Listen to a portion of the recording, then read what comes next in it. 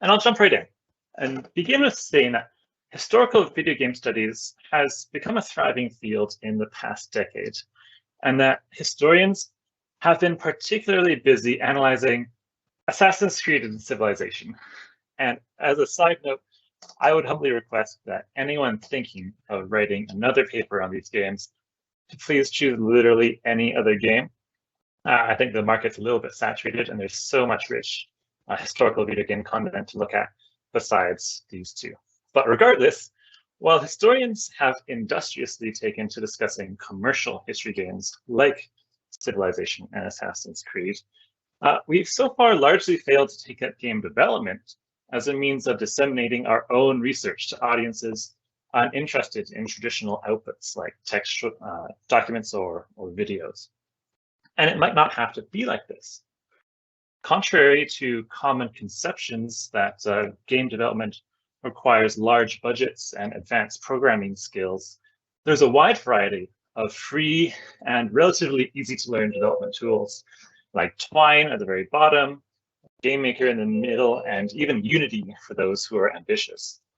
And I have a vision of the next generation of historians utilizing these tools to become indie historical game developers, capable of making their own research more accessible to wider audiences. And the question really remains, is my vision realistic, or am I vastly underestimating the difficulty of game development? So to answer that question, I've spent the past year creating Abuno Sanguine, which is a browser game based on my dissertation. And today I offer some reflections on the process in the hopes of sparking more interest in the idea of producing scholarly history games. And I've organized this presentation according to the ADDIE process of game production, which flows from analyzing the purpose of the game, designing the mechanics and the rules, developing the assets, implementing the game within target audiences, and then evaluating the impact. So after briefly surveying each of these stages of my game production journey, I'll conclude with a couple of key lessons I've learned, which I think will be useful for future historian developers. So the first stage of the ADDIE process entails identifying your target audience and determining the objectives of the game. And as with any public history project, for me, this meant putting aside what I thought was significant about my research and identifying what was useful for my stakeholders. So my research, it centers around late 19th century Indigenous rights activists in Britain's settler colonies, so Canada, Australia, South Africa, and New Zealand. And it looks at people who wrote letters to the Aborigines Protection Society in England to challenge colonial oppression in their communities.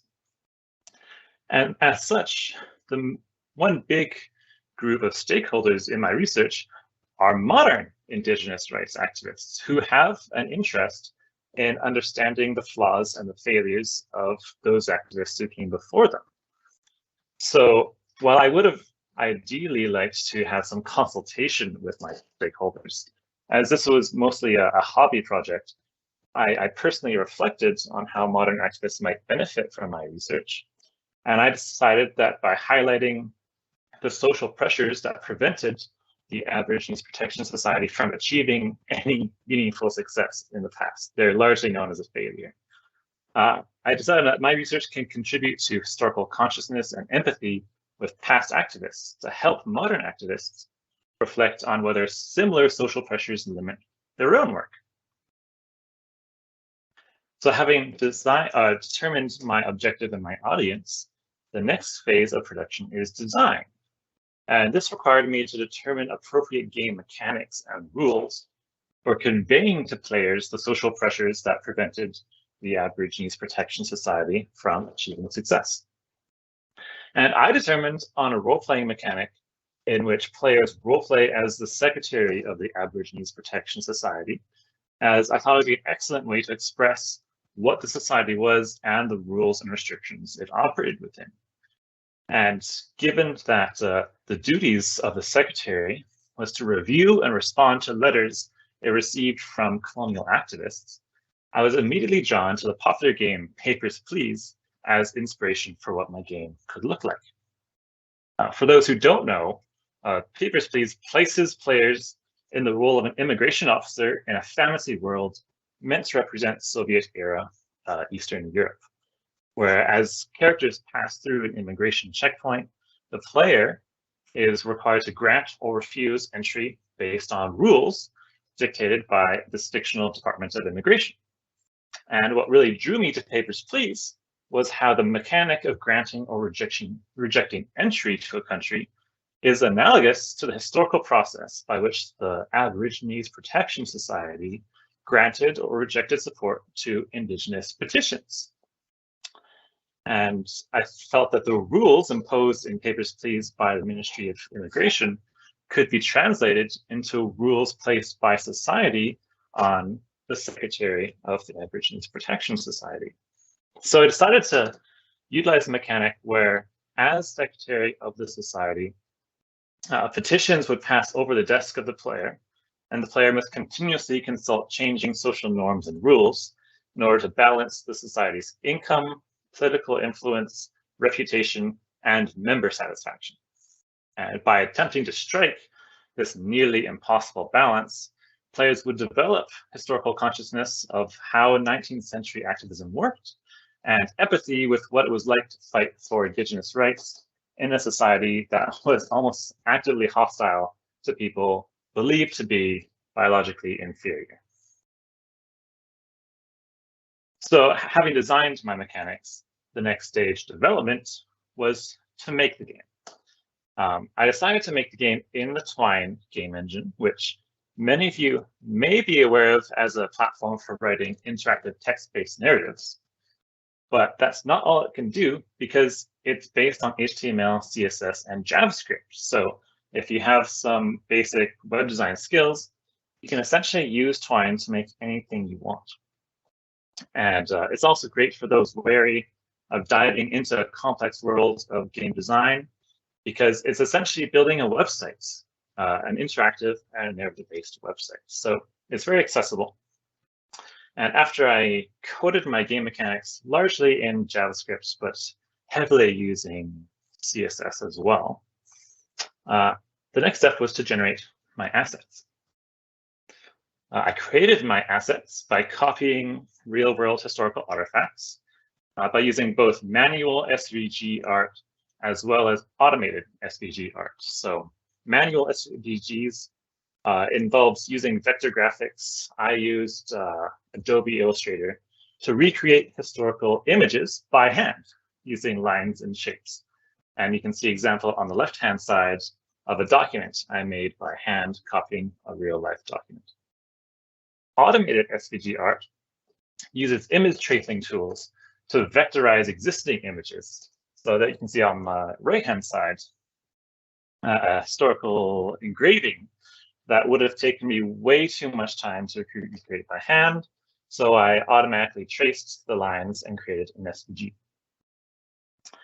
And there are pros and cons to using both methods that I don't have enough time to talk about at this moment, but if you're interested in asset creation, feel free to ask me later on.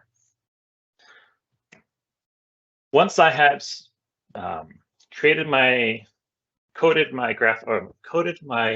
mechanics and created my graphics, the next stage was implementing this sort of alpha version of Abuno Sanguine to my target audience in a scaffolded manner, which is very important.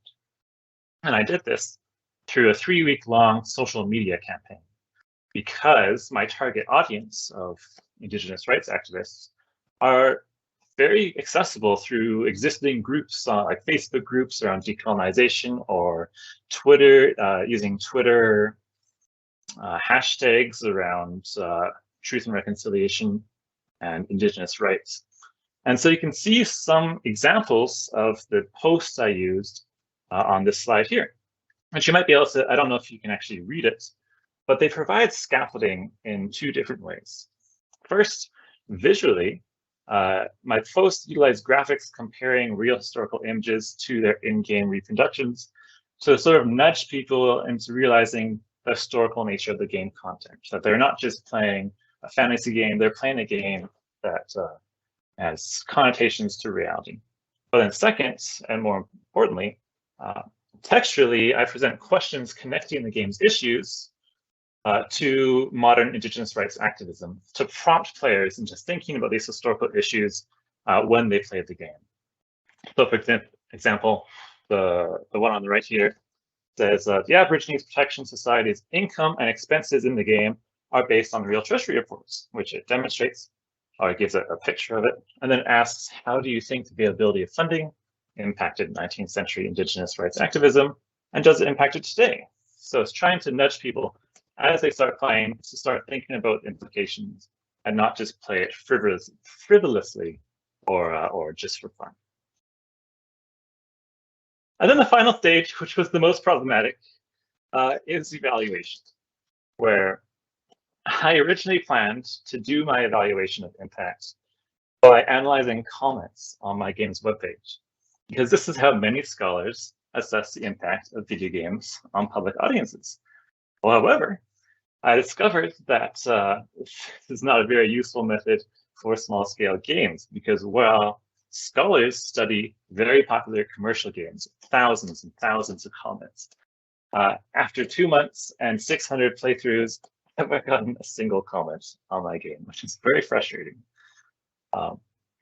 And for my own purposes, it's not the worst thing in the world, because this is a sort of a hobby project with no funding body to report to. However, this is an important finding and important caution that for anyone hoping to use game development on a more formal public history project, to really consider implementing more rigorous evaluation methodologies, which I have brainstormed various different methods that I'll employ on my next version of the game, which I, again, don't have too much time to go over, but I welcome you to ask me later on.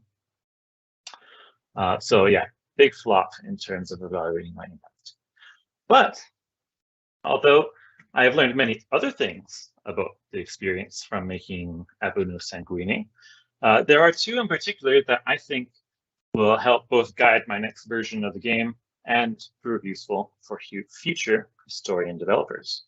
And the first one is that asset generation was by far the most time-consuming and headache-inducing part of the game production process, which surprised me. I originally anticipated coding the game mechanics to be the most difficult, but that was nothing compared to creating, editing, and re-editing on multiple iterations of my game to more than 400 SVG files that eventually made up Abunu Sanguini.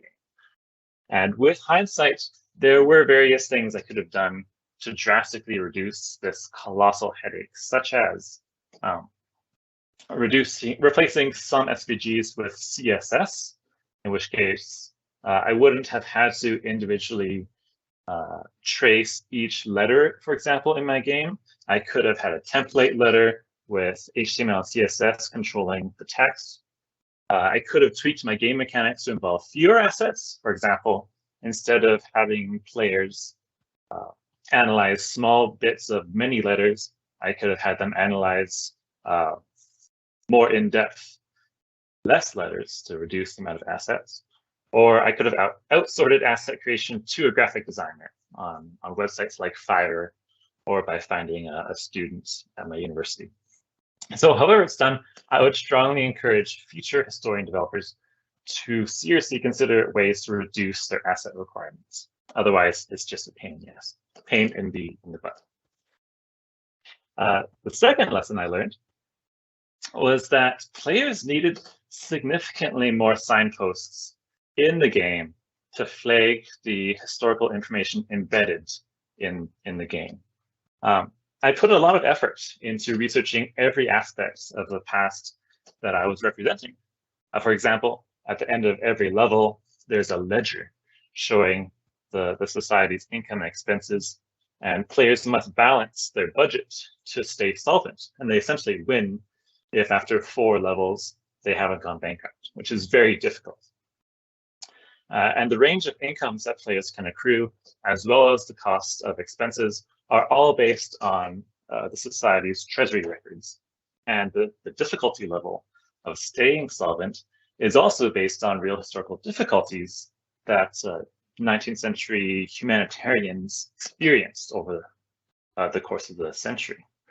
And all of that detail was designed to simulate the decline of humanitarian sentiments and showcase how activists were more or less forced to sacrifice moral ideals in the interests of maintaining donations from an increasingly apathetic society. Yet, during my playtests, I realized that players had no way of knowing any of this information, which it was information that I knew and was quite obvious to me, but for them it was often confusingly frustrating why they had such a difficult time winning the game, when for me that was the whole point. And they also had no way of knowing that all of the numbers in the game are real, or that people in the game are real. They hadn't had any way of knowing this. So I would encourage both me in my next version and any future historian developer to include methods of signposting historical context and information into the game design process before they make the game, rather than trying to find some way to fix it after they've already made the problem.